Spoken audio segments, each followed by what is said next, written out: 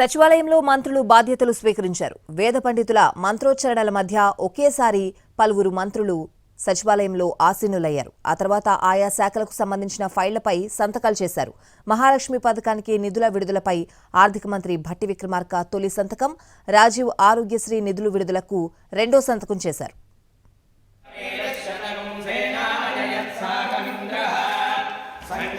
తెలంగాణ సచివాలయంలో పలువురు మంత్రులు బాధ్యతలు చేపట్టారు.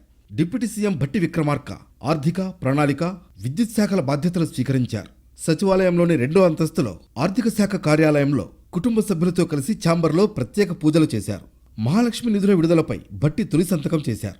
ఉచిత ఆర్టీసీ బస్సు ప్రయాణం సబ్సిడీ 374 కోట్ల రూపాయలని ఆర్టీసీకి విడుదల చేశారు.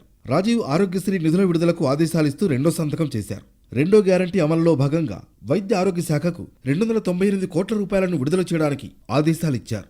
విద్యుత్ శాఖ వివిధ వర్గాలకు అందిస్తున్న సబ్సిడీలకు గాను 996 కోట్ల రూపాయలను విడుదల చేస్తూ మరో సంతకం చేశారు.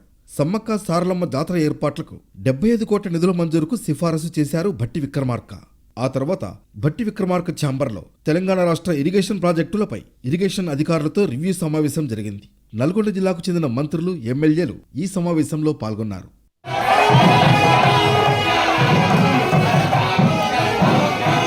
అటు పలువురు మంత్రులు సచివాలయంలో తమ ఛాంబర్లలో ఆసీనులయ్యారు. రాష్ట్ర వైద్య, ఆరోగ్య, కుటుంబ సంక్షేమం, సైన్స్, టెక్నాలజీ శాఖ మంత్రిగా దామోదర రాజనరసింహ బాధ్యతలు చేపట్టారు. ఆయా శాఖలకు సంబంధించిన ఫైళ్లపై సంతకాలు చేశారు. రాష్ట్ర పంచాయతీరాజ్, గ్రామీణాభివృద్ధి, మహిళా సంక్షేమ శాఖ మంత్రిగా ధనసరి సీతక్క బాధ్యతలు స్వీకరించారు. వేద పండితుల మంత్రోచ్చారణల మధ్య ఆమె బాధ్యతలు చేపట్టారు. ఐటీ, ఇండస్ట్రీస్, అసెంబ్లీ వ్యవహారాల మంత్రిగా దుద్దిళ్ల శ్రీధర్ బాబు బాధ్యతలు స్వీకరించారు. వేద పండితుల ఆశీర్వచనం తర్వాత ఫైల్పై సంతకం పెట్టారు. ఇక ఇవాళ ఉదయం 9:30 తుమ్మల నాగేశ్వరరావు వ్యవసాయ శాఖ మంత్రిగా బాధ్యతలు స్వీకరిస్తారు.